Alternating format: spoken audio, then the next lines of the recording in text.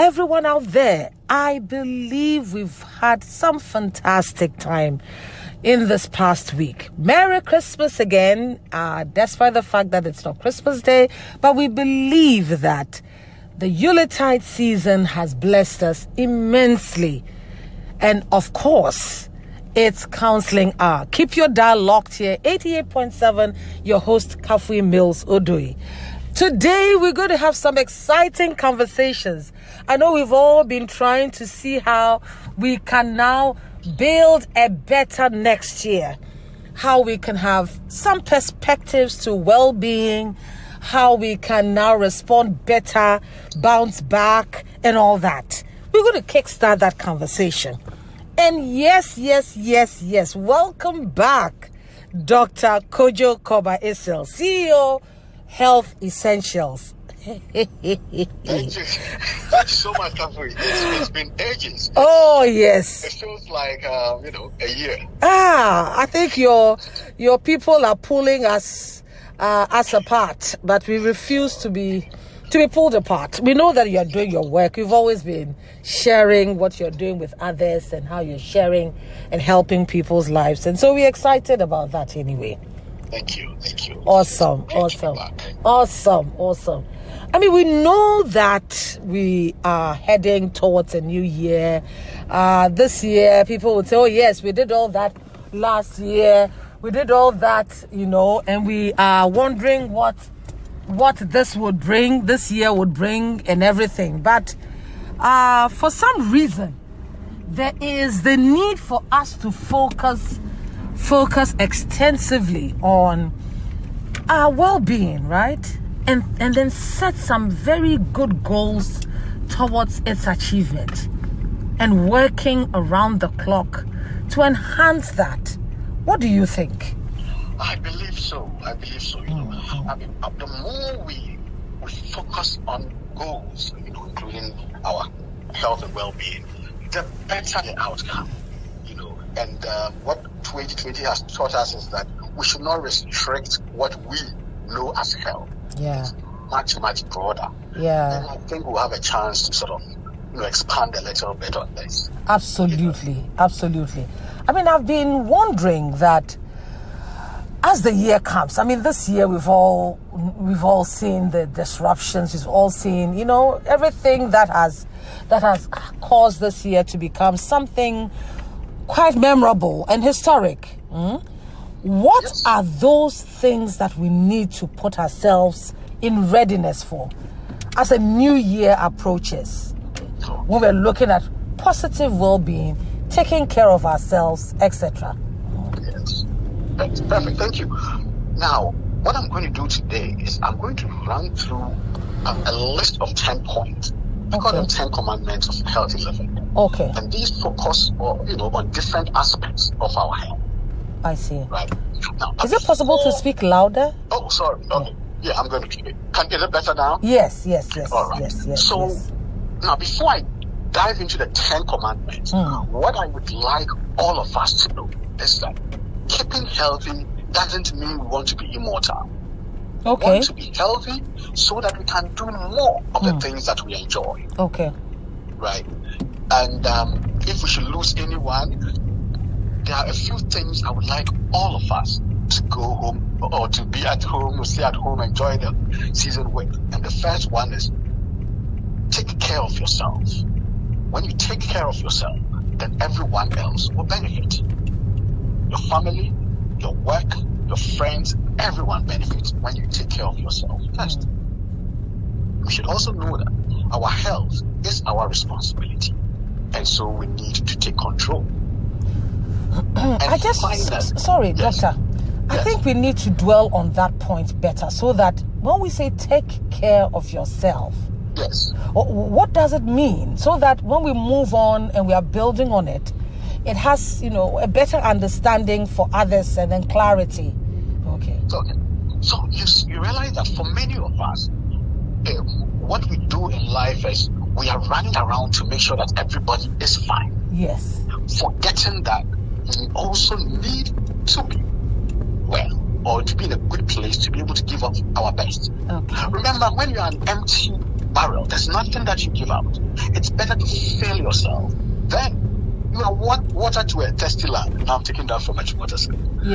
So you are water to a thirsty land because you are full. When you are not, there's nothing to give. And eventually we would all dry you up and we all lose. You lose, your family loses, your friends lose. And taking care of you goes a long way. And in my points, I'll give some tidbits on what to do. Okay. Should I go ahead? Go ahead. Yeah. So what I'm going to do is I'm going to run through the 10 points and then I'll pick them one at a time. Okay. So the first one, and that one we'll dwell a bit on, is to make up your mind to be healthy. I hope we are writing this. Make up your mind to be healthy. Number 2, you need to be at peace with God and man. Number 3, exercise appropriately and regularly. Number 4, you need to eat right. Number 5, drink adequate amount of water. Number 6, get rest. I want to repeat 6. Get rest. Number 7, don't smoke and don't drink alcohol if you don't already drink. If you drink, minimize it. Number 8, ensure personal and environmental hygiene. I believe COVID 2020 has taught us so much about personal hygiene, right? And environmental hygiene. Number 9, get regular medical checkups. And number 10, if you are on medication, take as prescribed or get a second opinion. You remember one of my points there was your health is your responsibility, so you need to take control. So that's based on that. Now, what would we say? And Kathy, you can go ahead and stop me anywhere and ask questions. Right. So number 1, what do we say when we say make up your mind to be healthy? Most of the time we just live. One day I want to walk. I walk once a month. We don't have any plan. And then we think that, or we set up goals and said, after my wedding, I don't really have to exercise. I'm going to exercise. I'm going to eat right so that I can fit into my wedding gown. And after that, hey, hell breaks loose. No, it is a long-term plan. And nobody is able to do it 100% of the time. But once you have made up your mind to be healthy, it starts in the mind, right? The brain. Then, even when you go off course, you will do what it takes to get back online. Now, this thing about making up your mind to be healthy, there are about 6 pillars of wellness or health. Most of the time, we are just focusing on the physical health, which is our exercise, our do medical access. No, health is way beyond that. So 1, the physical health, which is what we all like to do. 2, mental health. What are you thinking about? What thoughts are going through your mind? How do you feel? And these are so crucial because they sort of, that's a driving force. Without your mental health being in the right place, you cannot even think about being healthy. Number 3, social health. That's the 3rd pillar. Social health. And we all know this from 2020, right? It is so important to build strong networks, people you can fall on, people you can pick up a phone and call even when you are there's physical distance, people you can talk to about anything and know that you will not be judged. Social health is crucial. In fact, Doctor, I'm going to pause on the social health part. I think that's even, you see, what is scary these days is the fact that when you look at the children who are growing now, and you try to look at their social safety net in terms of social network, you realize it's zilch.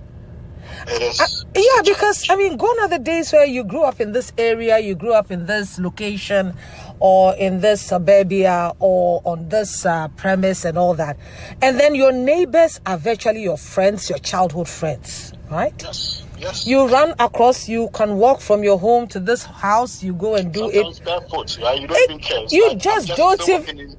Exactly. You go for books, you go for toys, there are things we do together. Yes. And then suddenly you realize that as you grow and you need help, you find out you have a good network of people. Yes. You know, you have people you can talk to because you've grown with them. You've learned the nuances of how your relationship with each one of them should be.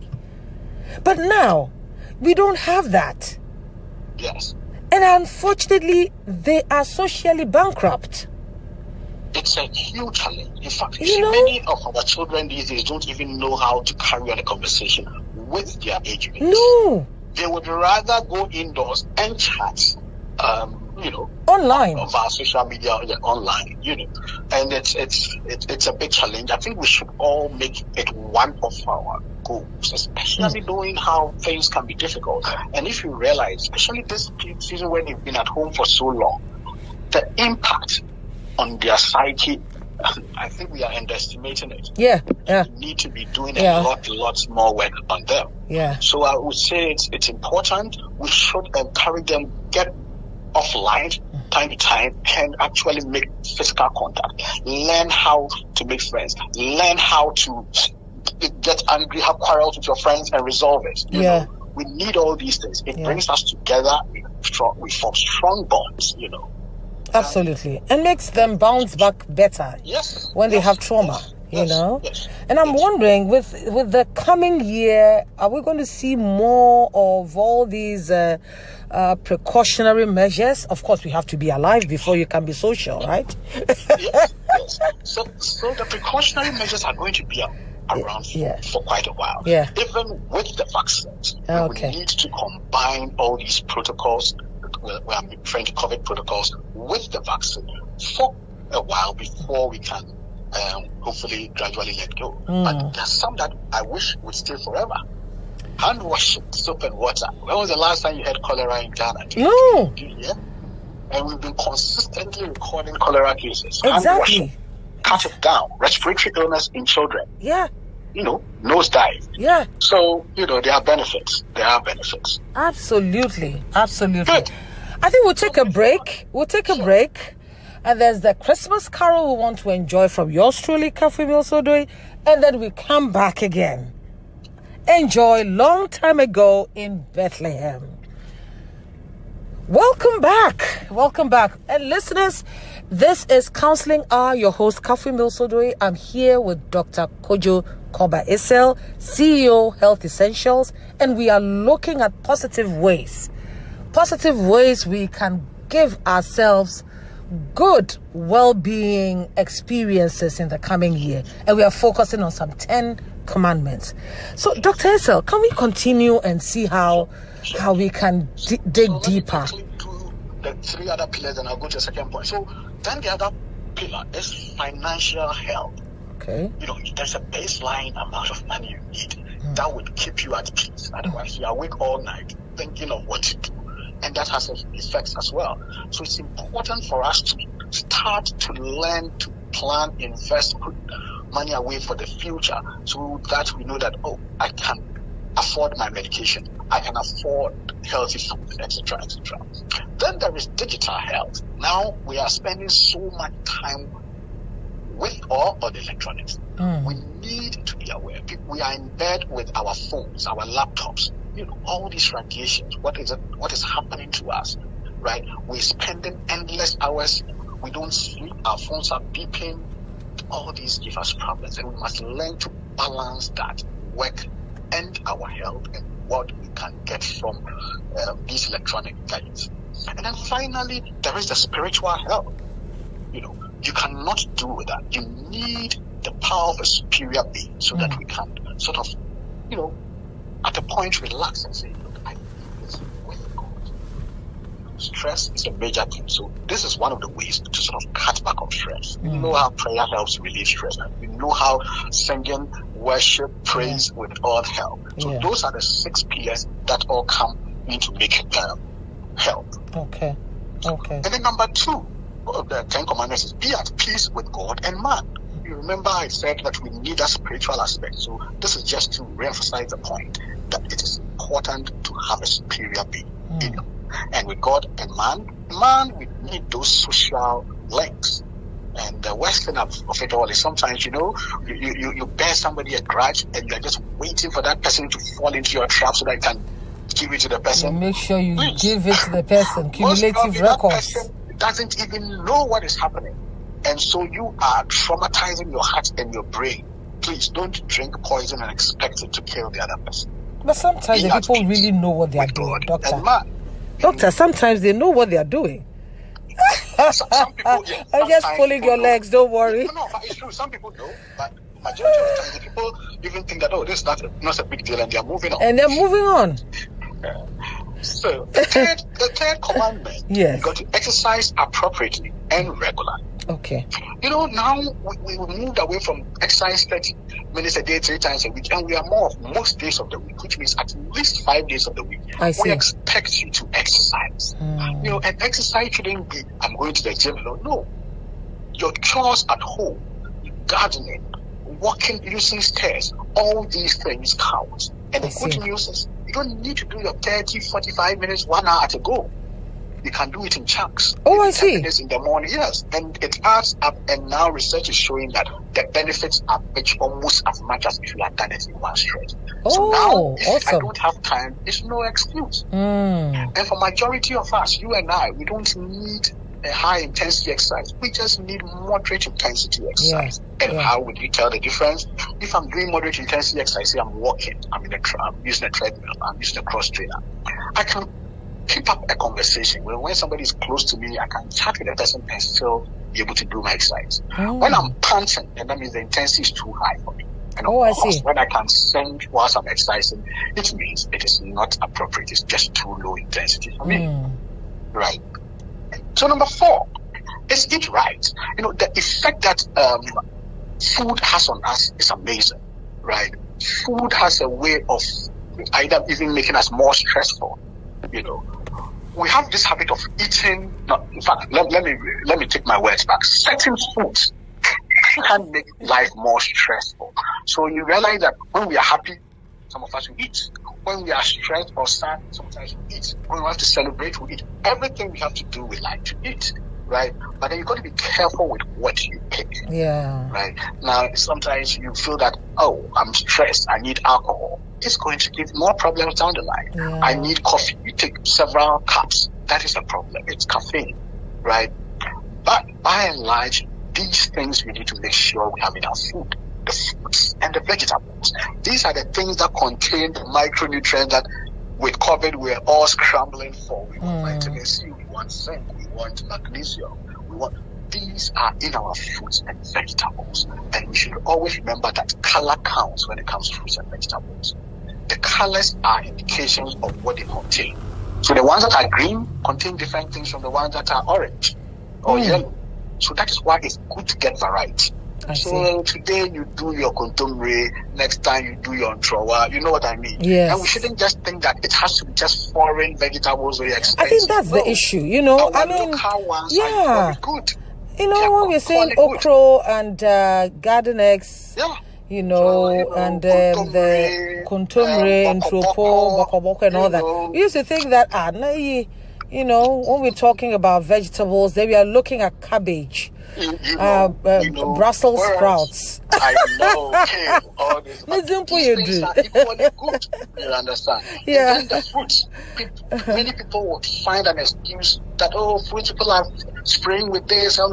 Please, buy it when it's in season. It's always cheaper, right? And just eat the fruits. It's not a matter of which one is best before meals, after meals. It doesn't matter. The difference is negligible. It's great to have the fruits before a meal, good absorption. But the difference between that and after meal, it's little. And even depending on the type of nutrients in, it may even be better with food. So let's not, complicate life. Let's just have the fruits. I think, Dr. Esau, I think what we are trying to even say is that we are not taking one commandment and then focusing on only that to the detriment of the other. No. Right? This is a combination of everything. Yes. Otherwise, somebody can say, I've gone on a fruit diet and I'm going to maintain that. Or I've gone on just vegetables and going to maintain that. Yes. It's We need to it's a all these combination. together to get the best results. Okay, And awesome. like I always see, whenever you take a positive step, another positive step invariably would follow. Okay. The important thing is to start. Right? Now, of course, we know the unhealthy triad: salt, sugar, and bad oils, right? So we need to cut these in our food as much as possible. Okay. You understand? Now, when I say bad oils, see, our food, even when some people say, I use only olive oil to cook, it may be good, but we heat our food so much that we denature the oils, right? So, yes, avocado, great. Just slice it. Don't cook it. Don't heat it. If you want to sprinkle olive oil on your salad, all the best. But as much as possible, no matter the oil you are using, let's reduce the quantity. Okay. So sugar, there are many hidden sugars, right? In our snacks, in our things like the tomato ketchup. Did you just say tomato ketchup? Yeah, I think it has sugar in there, right? Hidden sugar. And of course, it doesn't. We don't say that take everything off. The quantities and the frequency. Yeah. I mean, if you tell me that, I'm going to have a bottle of a soft drink, or what we refer to as minerals, and I don't want to mention the name. No, we don't want to put ourselves into any trouble. Now, the point is that those things have a lot of sugar. Now, if you're going to take a bottle this whole season, it won't kill you. No. It is those of us who every lunch we are having pastries with a bottle of soft drink or mineral, frequency. Yeah. Because they have a lot of sugar. And, you'll be harming yourself. Now, if you look at sugar, anytime you take sugar, remember, we call it has useless calories. Or, it doesn't have any nutrients, just useless calories, extra energy for you. And if you're going to lay the fat, good. So then I'm going to go to the fifth one. Drink adequate amount of water. We might have to quicken it because we have just let me go. We have just 4 minutes. Yeah. 4. Okay, so drink an adequate amount of water, please. Let's not skimp on water. Let's drink a lot, as much as possible, and let's stop fighting about 8 glasses. It's about 2 liters a day. It depends on where you are working. If you understand, you may need more. If you are in an air-conditioned place, you may need less. Then number 6, get rest. Please make time to sleep. Like I always say, the silver bullet in healthy lifestyle is adequate sleep. 6 to 8 hours for an adult. Make time. Number 7, don't smoke and don't inhale somebody's smoke. Don't drink alcohol. If you already drink, minimize it. Keep cutting. Number 8, ensure personal and environmental hygiene. Now, we know this already. We know what hand washing is doing for us. We know what cleaning our surroundings is doing for us. And we should continue on this. If we don't, the illnesses will come. Now, when I talk about personal hygiene, let me just put one thing in there. When it comes to brushing our teeth, many of us take it for granted. Make time to brush your teeth. And what do the dentists tell us? At least 2 times a day. And one should be before you go to bed. When you're going to bed and you brush your teeth, rinse your mouth first, then brush your teeth. Spit out the toothpaste as much as possible and leave it. Do not rinse. Because when you rinse, you're actually rinsing away all the protective things, the fluoride, everything. So keep it in there, it will protect you. Number 9, get regular medical checkups. I would treat everyone, use January from today to the end of January. Let us have medical exam. Let's speak to our doctors. Let us know these numbers at least: our blood pressure, our blood sugar, our cholesterol, and our BMI, which is the weight height issue. And then number 10, if you are on medication, take them as prescribed, or get a second opinion. Do not go around saying that, because Mr. A got this side effect when they took this medicine, I also not take mine. Go back to your doctor, speak to him. If you are not happy, get a second opinion. And of course, the number 9, the medical exams, I really cut it short, but there are a lot of things I'm sure in the course of the year we'll be talking about more on these. But it's so important. And I want to leave you with this. In life, remember to laugh often, ensure hygiene, walk and pray every day. And remember, it's a priceless gift to know your numbers. And the numbers are blood pressure, blood sugar, blood cholesterol, and your BMI. Please remember to laugh. It is healing and it's so good. that's for laughing. As for laughing, that one we do it so well here. You do it. Not everybody does. It's for free. Yeah. Everybody does not know whether it's a fake laughter or proper laughter. It gets the same benefits. Just laugh. Feel good hormones. Yes. Just try and laugh, right? Yes. Just try. But sometimes I think some people struggle and stretch it, but that is okay. Just do it anyway. Yes. Just do it anyway. Smart. But they should also remember that if you're laughing throughout, and that's what you do every time, you are always laughing. That one can also raise. So take it like a prescription. Absolutely. Smile, laugh, People might start looking at you with all the, You'll be curious. Oh, yes. What's going on? Absolutely. What a wonderful time to listen to these 10 commandments. And Dr. Esa, we would find some time to go into this. Some more, especially the ones that have to do with the medical checks that we need to understand better. I think that's something that we don't understand that extensively in our parts, and we take that for granted. But thank you so much for making time. Thank you, listeners, for making time. Pleasure. I hope we are all enjoying the Christmas season. Oh, yes, absolutely. And I think certainly whichever way it is, whatever you get, it is God who has blessed you. If you have rice, you take it. If you have kenke, you have fufu, you have whatever. But just remember that it should be balanced. Let's see more color, take more vegetables, take in lots of water, minimize your salt and sugar, walk regularly, and then have a good laugh. Sleep. Excellent. And not this time for those intoxications, right? Precisely. Certainly Christ not. Is the focus. Christ is the focus. This is the season where He should be the focus. Absolutely. Not alcohol. Oh, no.